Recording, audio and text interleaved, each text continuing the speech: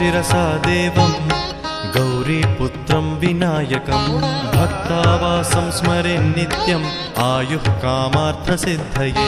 प्रणम्य शिरसा देवं गौरीपुत्रं विनायकं भक्तावासं स्मरे नित्यम् आयुः कामार्थसिद्धये।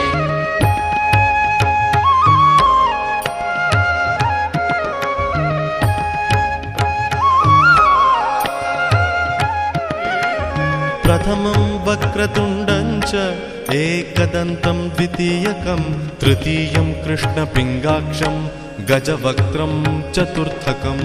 प्रथमं वक्रतुण्डं च एकदन्तं द्वितीयकं तृतीयं कृष्णपिङ्गाक्षं गजवक्त्रं चतुर्थकम्।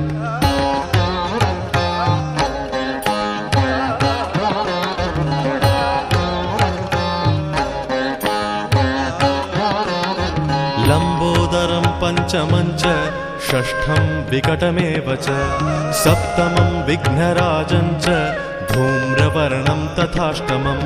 लम्बोदरं पञ्चमं च षष्ठं विकटमेव च सप्तमं विघ्नराजं च धूम्रवर्णं तथाष्टमम्।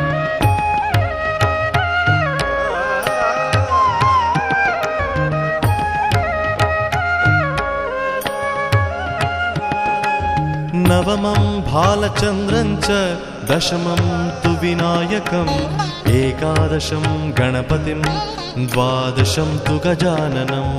नवमं बालचन्द्रं च दशमं तु विनायकम् एकादशं गणपतिं द्वादशं तु गजाननम्।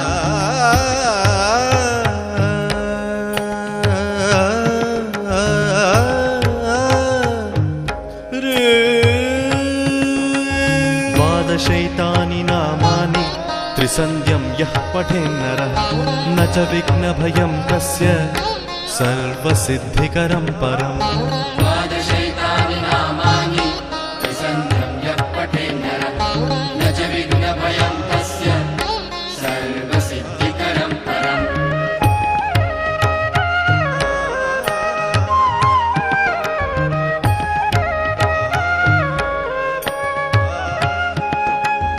विद्यार्थी लभते विद्यां धनार्थी लभते धनं पुत्रार्थी लभते पुत्रान् मोक्षार्थी लभते गतिम्।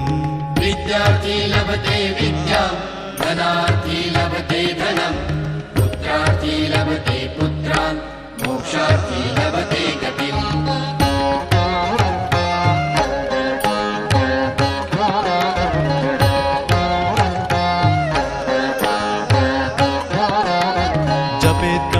स्तोत्रं षड्भिर्मासैः फलं लभेत् संवत्सरेण सिद्धिं च लभते नात्र संशयः। जपेत् गणपति स्तोत्रं षड्भिर्मासैः फलं लभेत् संवत्सरेण सिद्धिं च लभते नात्र संशयः।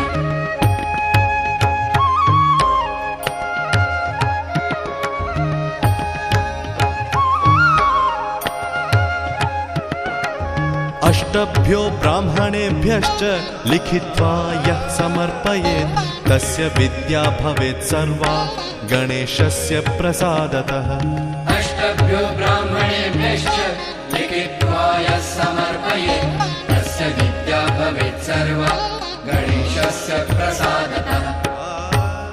इति श्रीनारदपुराणे संकष्टनाशनं गणेशस्तोत्रं सम्पूर्णम्।